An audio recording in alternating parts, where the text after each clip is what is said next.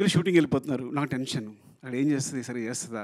ఒక 2 days shoot తర్వాత phone చేశా. గుర్తుందో లేదో పద్దుకు ఫోన్ చేశాను. "పద్దక్క చూడు నిజంగా నువ్వు మొహాటంగా చేస్తున్నావేమో ఒక 2, 3 షూట్ అయిందనుకుంటా 1 వీక్ అయింది. నీకు కావాలితే ఆ మనీ అంతా నేను ఇచ్చేస్తా.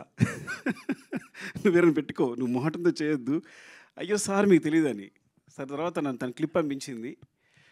నేను షాక్ అయిపోయాను. అసలు ఎప్పుడు తన గురించి సినిమా గురించి మాట్లాడలేదు. పెర్ఫార్మన్స్ గురించి మాట్లాడలేదు. నాకు పెర్ఫార్మన్సెస్ అంటే చాలా ఇష్టం. నేను మీరు నమ్మరు కాస్టింగ్ కోసం నా సినిమాలో ఆర్టిస్టుల కోసం 1 ఇయర్ కూడా కేటాయించాను. రంగస్థలం అయితే ఒక 8 మంత్స్, పుష్ప అయితే ఆల్మోస్ట్ 9 మంత్స్. మీరు నమ్మరు. నా దగ్గర వచ్చిన ప్రతి ఆర్టిస్టు ఎవరైనా అనుకుంటారు అందరూ వచ్చేది కార్డు ఫోటో ఇచ్చేసి వెళ్ళిపోతున్నామని. మా వాళ్ళు ప్రతి ఒక్కళ్ళని ఇంటర్వ్యూ చేస్తారు.